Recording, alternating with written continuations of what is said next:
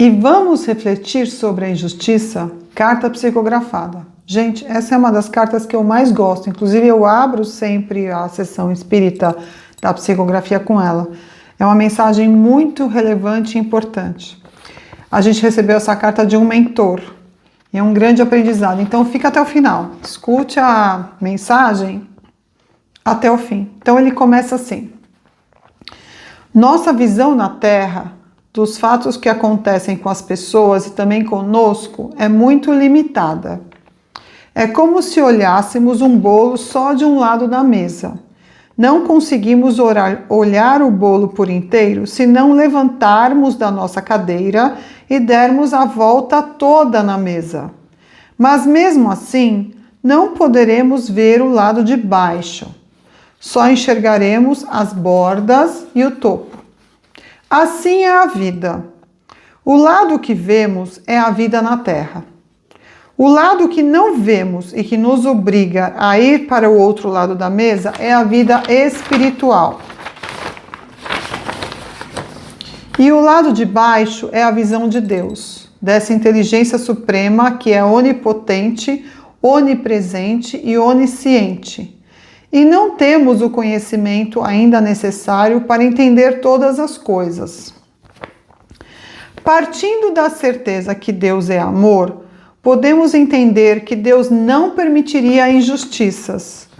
Tudo o que acontece que parece ser o mal tem um motivo maior para ser. É o outro lado do bolo que só entenderemos quando chegarmos ao outro lado da mesa, da vida. Creiam nisso, tenham fé no Senhor e entreguem a Ele as suas vidas. Sejam resilientes e não julgueis. Apenas creiam que tudo há uma razão e que Deus está sobre o comando de todas as coisas. De um irmão trabalhador da casa. Então, essa é uma carta muito bonita e acho que muito explicativa e ela nos ensina muitas coisas, né? A gente que trabalha com espiritualidade, com obsessão, a gente sabe que muitas vezes as coisas acontecem com a gente em relação às pessoas que nos rodeiam, a gente não entende. E algumas pessoas falam assim para mim, puxa, mas a visão do espiritismo é que nós somos castigados. Não, não é um castigo, é uma colheita. E isso não é uma questão religiosa. Tem a ver com a lei da física quântica, com a lei da ação e reação. A gente planta e a gente colhe. A natureza é assim, o universo é dessa forma. Tudo é regido por uma lei universal que é basicamente totalmente ligada à física.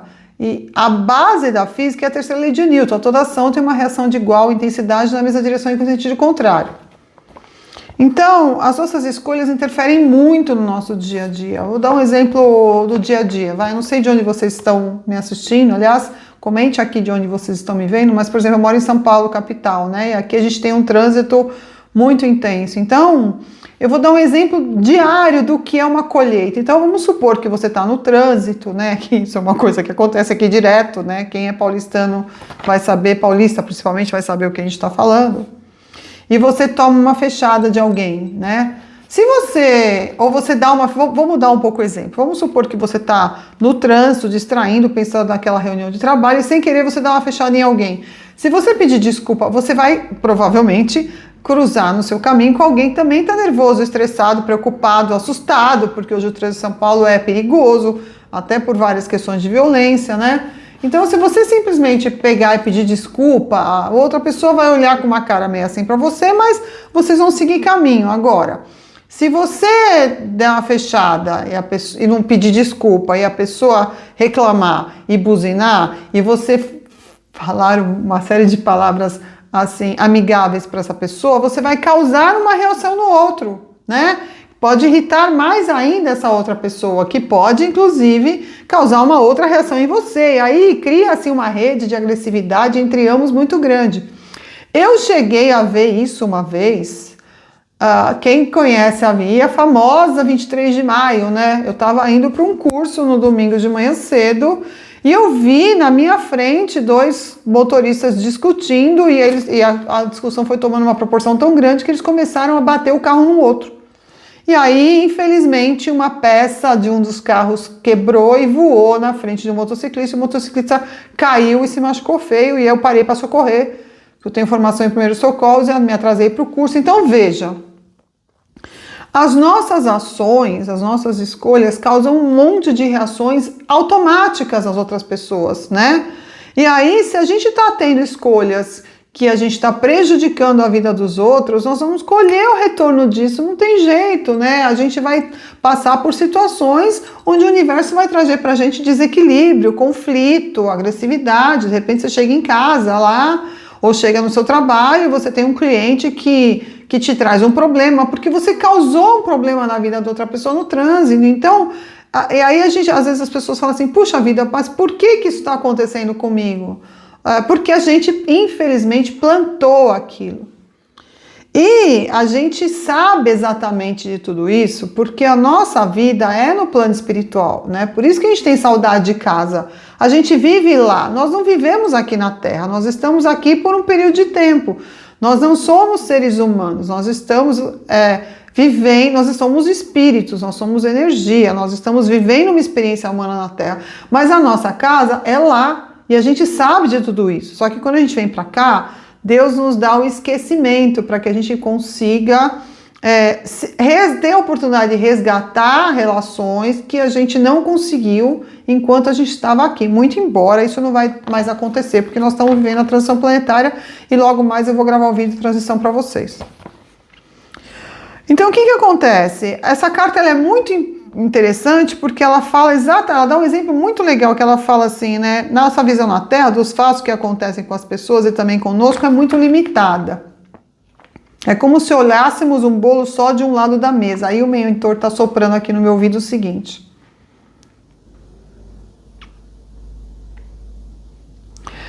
A gente é lógico que o ser humano que não sentir compaixão pelo sofrimento de outro ser humano, nem só de um ser humano, de outro ser vivo, é porque já não tem mais alma, né? Mas nós temos que entender que Deus está a vontade de Deus está sobre todas as coisas. E às vezes as pessoas falam assim, nossa, mas por que isso aconteceu? Que injustiça, a pessoa não merecia isso. E a gente vê muito isso, o mentor está pedindo para eu falar desse assunto e a gente tem que passar a mensagem, né? Para quem nunca me assistiu, meu nome é Xiomara Setembro, eu estou médium na Terra e essas cartas são canalizadas e o meu trabalho hoje, basicamente, é trazer as mensagens canalizadas que a gente recebe dos mentores. Então, eu estou recebendo uma mensagem aqui agora, eu vou passar para vocês. Em relação a crianças. A gente sente muita indignação e a indignação é necessária porque é através da indignação que são feitas as mudanças. Mas a gente traz é muito mais forte na gente quando a gente vê uma criança sofrendo. Só que o mentor está pedindo para eu falar sobre isso, que quando a gente olha um espírito de uma criança, a gente não pode esquecer que uma criança na Terra, a gente não pode esquecer que aquele espírito é um espírito que já foi adulto, ele é um espírito que já existiu, ele é um espírito velho naquele corpo daquela criança. Então, mesmo se aquela criança está sofrendo aquele problema, é porque tem um motivo. E, né, a gente tem que entender que existe vida após a morte, porque se não existisse vida após a morte, Deus seria muito injusto. Por que tem crianças que nascem com problemas de saúde, que em países e lugares tão inóspitos, que falta tudo, falta recurso, falta comida, falta saúde, falta amor, né? Enquanto outras crianças nascem num berço de ouro. Se Deus é amor, que aqui inclusive ele fala na carta, né? Se Deus é amor e não existisse uma continuidade, Deus seria injusto e Deus não é assim. Cadê a parte da carta que ele fala aqui que Deus é amor? Depois eu vou procurar. Então, a gente precisa entender que tudo tem um porquê e às vezes a gente acha que aquilo é uma injustiça, mas existe um porquê daquilo estar acontecendo. E às vezes aquilo é um livramento na nossa vida.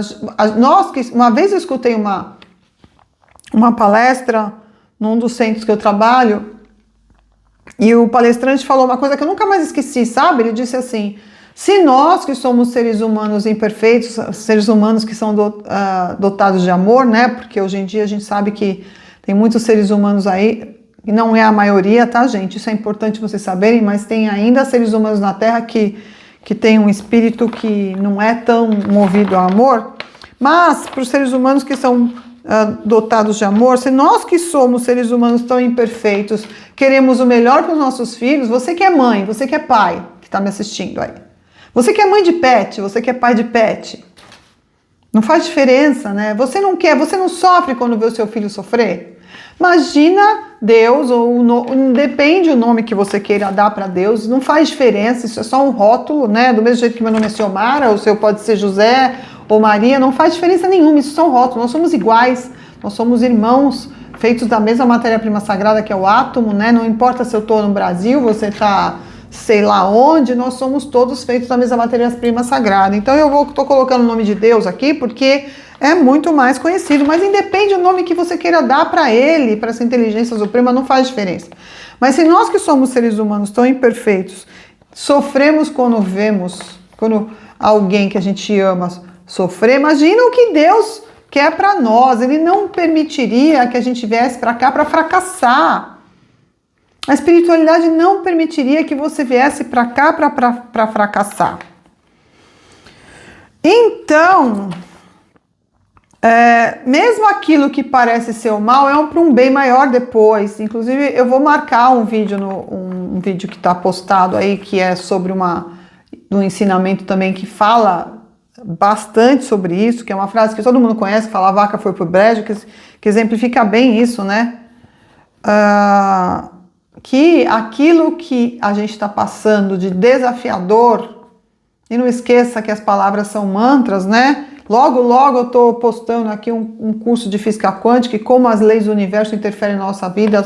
As palavras têm poder, gente, elas são impregnadas de energia. Então, quando você fala uma coisa é difícil, aquilo passa a ser difícil para você. Agora, quando você fala que uma coisa é desafiadora, eu já falei isso em outro vídeo, ela passa a ter uma energia totalmente diferente, ela te impulsiona a superar. Então, por mais que a gente esteja passando algo desafiador, assista esse vídeo de novo, ouça essa carta de novo, a gente tem que saber que, primeiro, tem um motivo para isso, que é o outro lado do bolo, que a gente não enxerga, porque a gente tem que dar a volta na mesa, que é a nossa vivência espiritual, que quando a gente retorna para o plano de rede espiritual, a gente entende por que a gente está passando por isso, e a gente que trabalha com psicografia, com desobsessão, nossa, assim, um trabalho muito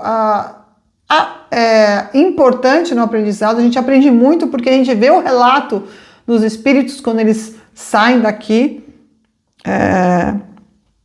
que muitas vezes eles lembram o que eles fizeram e o que aconteceu, e eles entendem por que eles passaram por isso, né? Então, primeiro, às vezes são grandes situações de resgate, ou então é livramento, né? Eu vou encerrar esse vídeo com uma passagem da minha vida muito rápida, né? Que para vocês entenderem como às vezes algo que é tirado da nossa vida pode ser um livramento. Eu fui esportista a vida inteira, jovem, me envolvi em vários campeonatos. Eu sou professor de educação física, sempre amei esporte, quis fazer medicina, não consegui entrar na faculdade porque a gente não tinha dinheiro, né, para pagar a faculdade particular. Eu tinha que entrar na USP em São Paulo, e era a faculdade mais concorrida do Brasil. E aí um dia eu pensei e falei: quer saber, eu não vou trabalhar com saúde dessa forma, eu vou trabalhar com saúde de outra forma, para ser educação física. E sempre, meu primeiro namorado era atleta profissional de basquete, minha vida foi o esporte. E aí, como eu falei, eu comecei a treinar demais, comecei a me envolver muito com o esporte, e quando eu estava com 21 anos, no auge da minha carreira, eu fazia faculdade de educação física, dava aula na maior academia do Brasil, que era a Runner, que era o sonho de todo mundo. Competia com uma área que eu estava começando a competir, com uma área que eu adorava, que era o atletismo, eu fazia salto em altura 100 metros rasos, estava competindo com a ginástica aeróbica, que foi o momento que chegou no Brasil. Numa prova da faculdade eu rompi tendão calcâneo e fiquei um ano sem andar. Bom, aquele foi um dos momentos mais desafiadores da minha vida, porque eu tive que largar a faculdade, eu tive que sair da academia, que era meu sonho de vida, eu tive que parar de competir. Com 21 anos, você não tem maturidade para isso, você não entende as coisas, né? E eu me revoltei contra Deus, eu entrei numa bruta depressão, eu tive que tomar um monte de corticoide, engordei. Só que Deus me mandou para caminhos onde eu tive que estudar para me reabilitar e me colocou profissionais na área da reabilitação que me ajudaram muito. E aí eu estudei tanto reabilitação que eu acabei indo trabalhar com isso. Primeiro, eu acabei indo para um caminho que eu nunca imaginei de ajudar as pessoas na área da reabilitação. Olha só como as coisas acontecem na vida da gente e tem um porquê.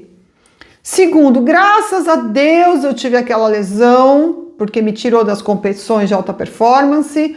Hoje eu tô com 60 anos, eu tenho disco na cervical, na lombar, tudo controlado por causa do esporte. Eu tenho várias lesões do esporte e se eu tivesse continuado no atletismo, talvez eu já tivesse tido que operar a coluna mais de uma vez. Então, hoje eu trabalhei, isso foi o primeiro momento da minha vida que me abriu o campo de trabalho que eu atuei por 40 anos. Porque eu fui trabalhar com reabilitação, aí eu virei professora de pilates porque eu tinha dor na coluna, né, por causa do salto em altura, aí eu comecei a estudar a postura, aí eu entendi que a postura estava a ver com a postura de vida, e aí eu fui estudar as posturas de vida em relação ao corpo, aí eu fui estudar a parte mental, emocional, eu já trabalhava desde 20, eu fui uma criança médium, sofri muito por causa disso, vou gravar outros vídeos falando sobre isso também.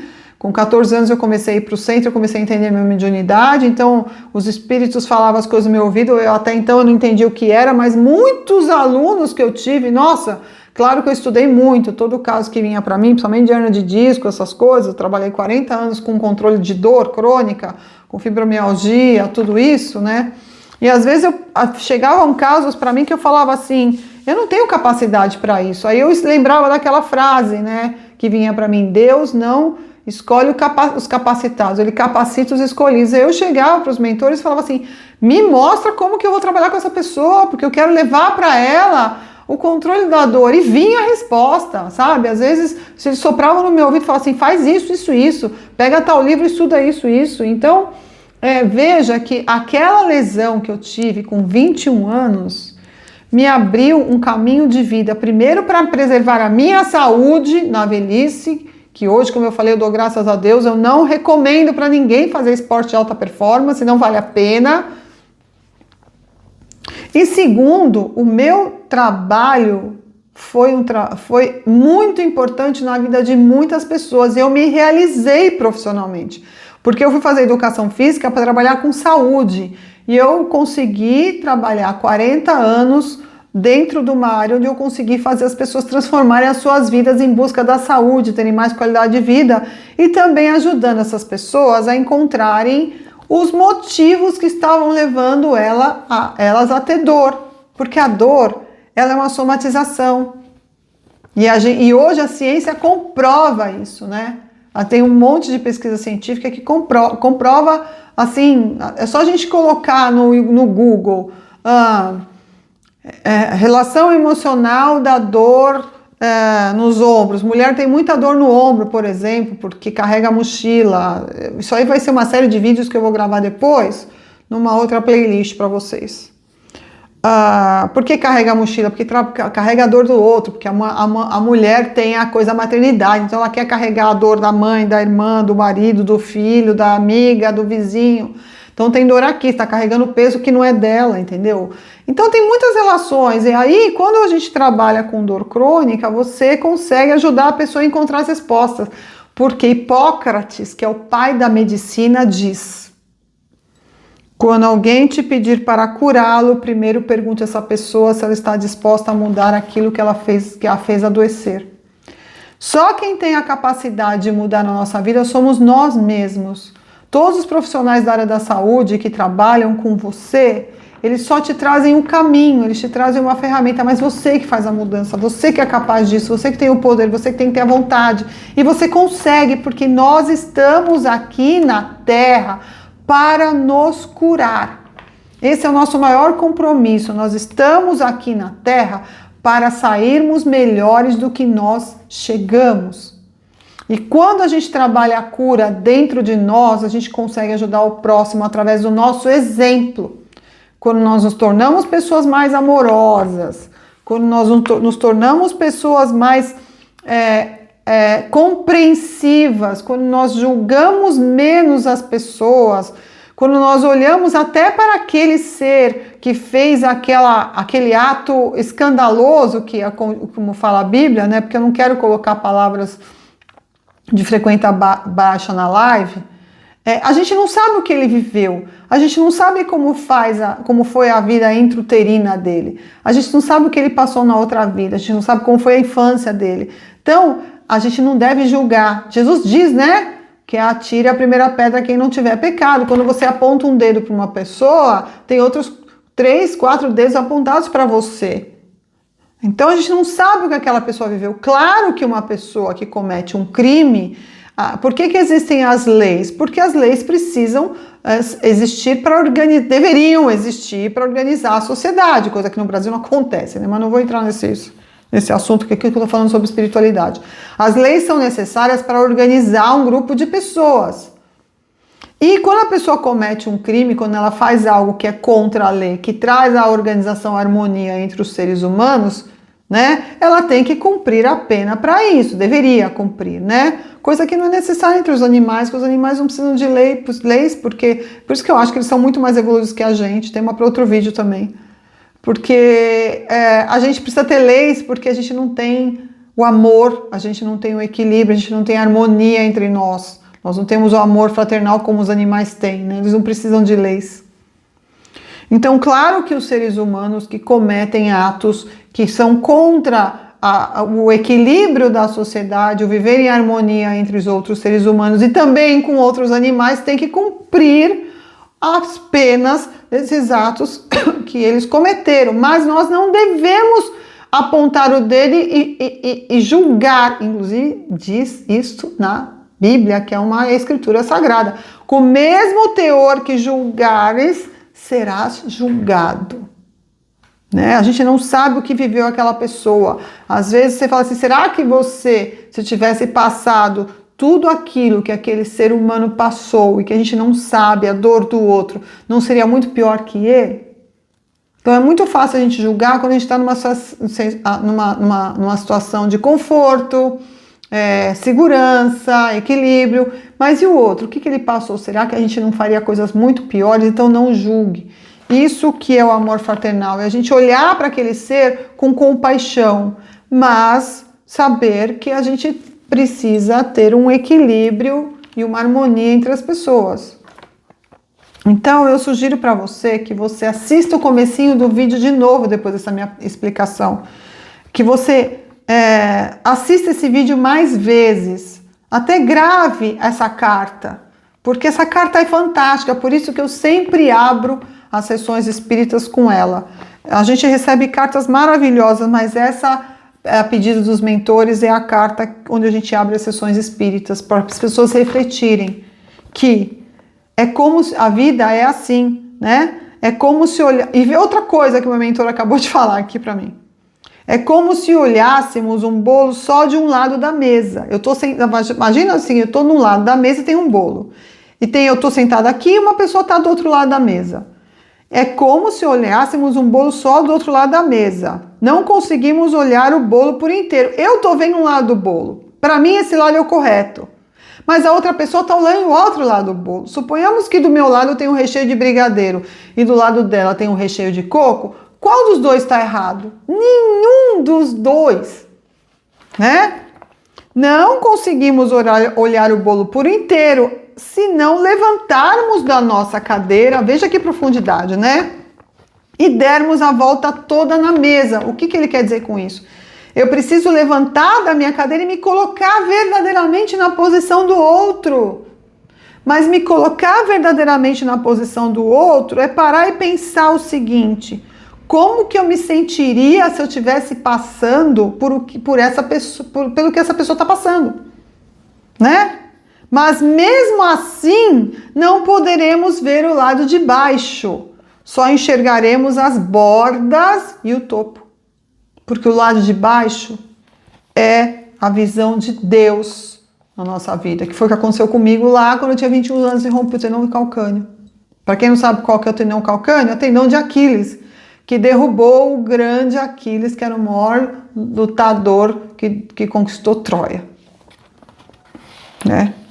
Então essa carta é muito profunda, traz muitos ensinamentos para a gente, nos ensina que a gente tem que entender que tudo tem um porquê e que esse mal é sempre para um bem maior depois, ou é para um resgate ou é para um livramento, que Deus é amor puro, que Ele não deixaria a gente vir para cá para fracassar, que mesmo as catástrofes são para um bem maior depois. E que todas as pessoas têm uma visão da vida diferente da outra, porque olham de outro ângulo. E a gente só sabe respeitar e entender isso. A gente só está vivendo dentro da luz quando a gente se coloca na posição da outra pessoa, respeita o que ela está falando. Porque vamos supor que eu estou de um lado da mesa e eu não tenho condições de dar a volta na mesa. Eu tenho que acreditar no que aquela pessoa está falando para mim, porque é a visão dela, né? Se para mim eu tô falando A e o outro tá falando B, porque para ele é importante o B, eu tenho que respeitar o B dele. Porque só dessa forma ele vai respeitar o meu A. E a gente vive um momento de muita dualidade no Brasil, gente. Como que eu quero respeito se eu não respeito, né? Eu tenho que respeitar. Cada um tem os seus motivos. E é isso. Acho que eu posso encerrar essa carta, esse ensinamento. Então, é isso, gente. Encerrando a mensagem de hoje e lembrando que não há injustiça e não é castigo. O que acontece na nossa vida, nós que atraímos. Por isso que é importante a gente entender o que é a física quântica. Tudo que acontece com a gente, nós que atraímos. Não é castigo, né? Como as pessoas falam para mim, o espiritismo tem uma visão que a gente é castigado. Não. A gente tem que entender que nós só colhemos aquilo que nós plantamos. Não tem outra coisa no universo que acontece. A plantação é opcional, mas a colheita não, ela é obrigatória. Então, acorde de manhã e ancore o seu dia falando para você mesma: hoje eu vou ter escolhas que façam bem para mim e para todos os... Isso é uma frase do budismo. Linda, né? Que eu possa... não me lembro a frase inteira, mas o que ela quer dizer é o seguinte: que eu possa fazer o bem para mim, para todos os seres e tudo o que existe na Terra. Porque tudo o que existe, até essa folha de papel aqui, ó, ela é feita de átomos, do mesmo jeito que eu. Então a gente tem... Isso que é o despertar. É a gente entender que tudo o que existe no universo é tão sagrado como nós, porque é feito da mesma matéria-prima, que é o átomo, que irradia energia, e que tudo tem que estar em equilíbrio, harmonia. A gente tem que respeitar a nós e a todos, e a tudo o que nos rodeia. Beijo, gente. Se vocês estão gostando do meu conteúdo, se inscreva no meu canal, compartilhe essa mensagem para poder ajudar mais pessoas, né? E em breve eu estou fazendo estou montando o curso de física quântica e como as leis do universo interferem na nossa vida. Assim que o curso estiver pronto, eu vou avisar vocês, tá bom? Fiquem na paz, na luz, que Deus, ou o nome que vocês queiram dar para isso, esteja sempre guiando o caminho de vocês. E confiem! Confiem! Quando vocês pedem um caminho, ele vem. Mas saibam pedir, tem um vídeo no canal aqui falando sobre isso. Você sabe pedir, escutar as mensagens do universo? Vai lá procurar esse vídeo, tá? Eu não vou marcar esse vídeo aqui, vou marcar o outro, que fala sobre a frase que a vaca foi pro brejo. Mas você sabe pedir, escutar as mensagens do universo? Vai lá escutar o vídeo que é super importante. Saiba pedir. E você sabendo pedir, você vai receber. Tchau. Fique bem, permaneça bem. Tchau, tchau.